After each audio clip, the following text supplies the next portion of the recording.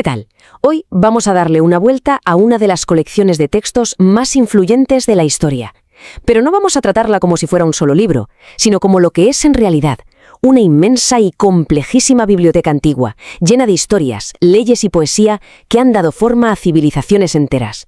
Venga, vamos a meternos de lleno con esta idea. ¿Qué pasaría si dejáramos de ver este texto como un tocho único y empezáramos a imaginarlo como una biblioteca, con diferentes salas, distintos géneros y autores, todo recopilado bajo un mismo techo a lo largo de muchos siglos?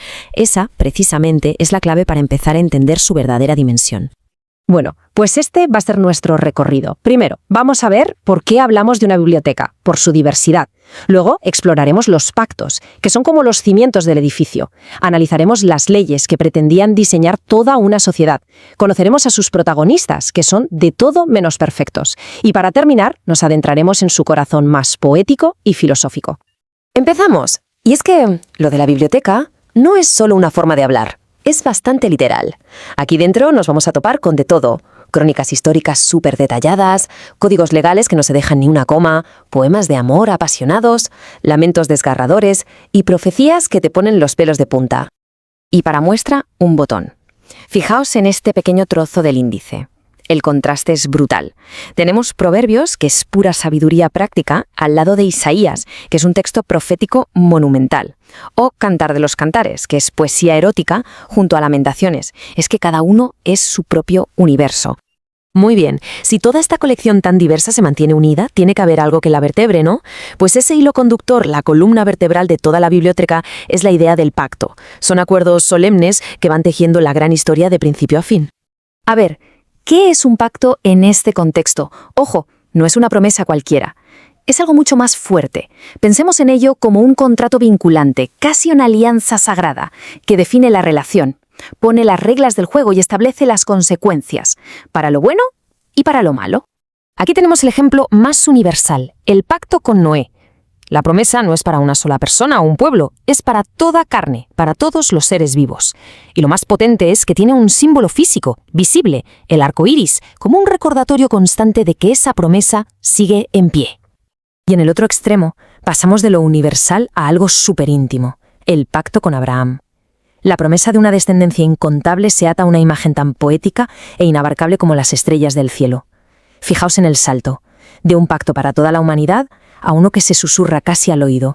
Vale, hemos visto las grandes promesas, la narrativa épica, pero esta biblioteca también tiene su sección de, digamos, derecho o manual de instrucciones. Un proyecto detalladísimo para construir una nación desde cero, desde los principios morales más abstractos hasta las normas más mundanas del día a día. Y el alcance de estas leyes es tremendo. Por un lado tenemos el famoso principio general de justicia, ojo por ojo. Pero es que casi en la página siguiente te encuentras con una ley súper específica sobre la responsabilidad civil si se te muere el animal que te han prestado. Esa mezcla de lo general y lo particular es constante. Este código lo regula absolutamente todo, rituales, la construcción de objetos sagrados, la economía. Pero hay un punto que es crucial destacar.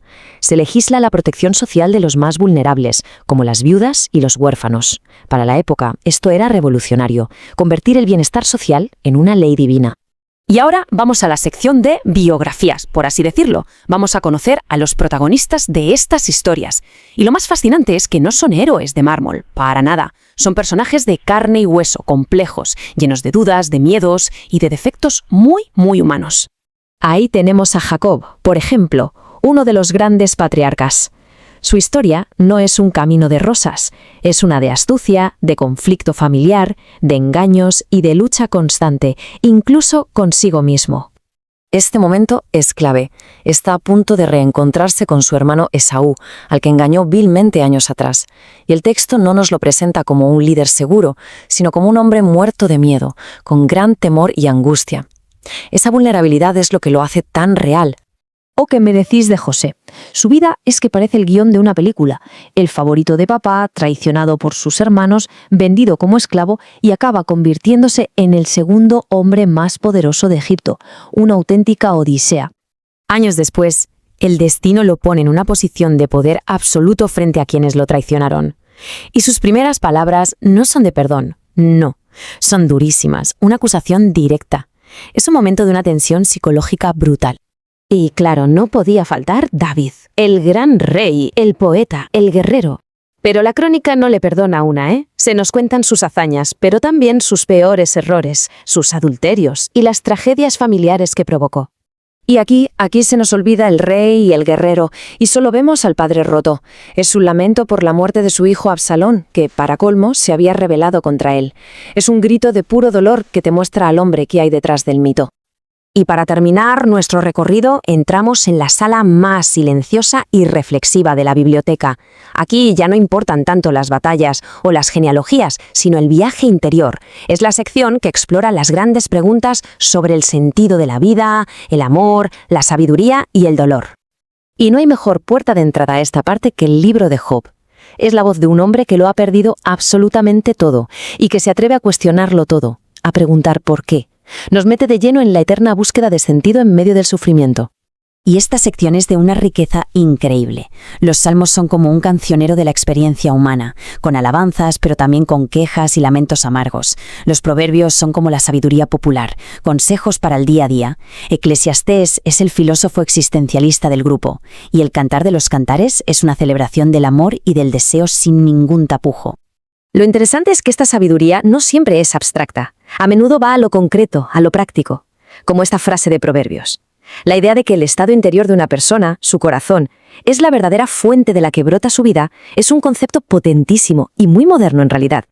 Así que si damos un paso atrás para ver la biblioteca entera, ¿qué tenemos? Pues una estructura que se apoya en grandes pactos, un enorme código legal para organizar una sociedad, unas crónicas llenas de personajes increíblemente humanos y en el centro de todo, un alma que late con poesía y filosofía. Y todo esto nos lleva a la pregunta final. Más allá de la fe o las creencias de cada uno, ¿cómo es posible que estos textos tan antiguos, estas leyes, estas historias y estos poemas sigan resonando hoy? ¿De qué forma han moldeado nuestra cultura, nuestras leyes, incluso nuestra manera de contar historias? Esa es la gran cuestión que seguramente sigue abierta. Muchas gracias por la compañía en este viaje. Hay historias que sencillamente trascienden el tiempo. Relatos que nos hablan de fe cuando todo parece imposible. Y hoy vamos a sumergirnos en una de las más potentes, la caída de la impenetrable ciudad de Jericó. Es una lección increíble sobre cómo la fe y la obediencia pueden derribar literalmente cualquier muralla. Todo, absolutamente todo arranca con esta promesa. Una promesa divina que desafía por completo la lógica humana. Pensemos por un momento. Para cualquier estratega militar, esto sonaba a locura, era imposible. Pero esta frase es el motor, es la chispa que enciende todo lo que va a pasar a continuación. Muy bien, vamos a situarnos. Aquí tenemos a Josué, el nuevo líder del pueblo de Israel, y están por fin a las puertas de la tierra prometida. Pero claro, hay un obstáculo. ¿Y qué obstáculo? Una fortaleza descomunal que se interpone en su camino, la gran ciudad de Jericó. Y ojo, cuando decimos impenetrables no es ninguna exageración. Jericó era una ciudad fortificada hasta los dientes, un bastión militar diseñado para resistir cualquier asedio. Si lo miramos con ojos humanos, intentar tomarla era una tarea titánica, casi suicida. Era el símbolo físico de lo imposible, hecho piedra.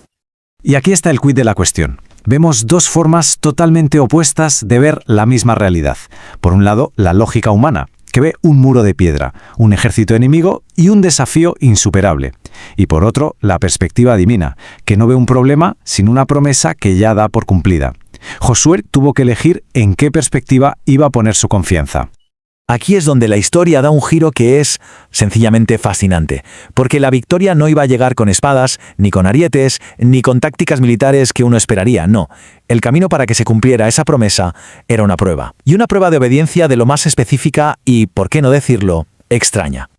A ver, estas instrucciones, hay que decirlo claro, no tenían ningún sentido militar. Marchar en silencio, dar vueltas a una ciudad como si nada, es que es fácil imaginar la confusión, las dudas de la gente. Era una estrategia que exigía apagar la lógica y simplemente confiar y obedecer, paso a paso, sin entender para nada el porqué. Y es que es increíble pensarlo. Durante 6 largos días, su obediencia fue silenciosa. Cada paso que daban alrededor de esas murallas, sin decir ni una palabra, era un acto de fe pura.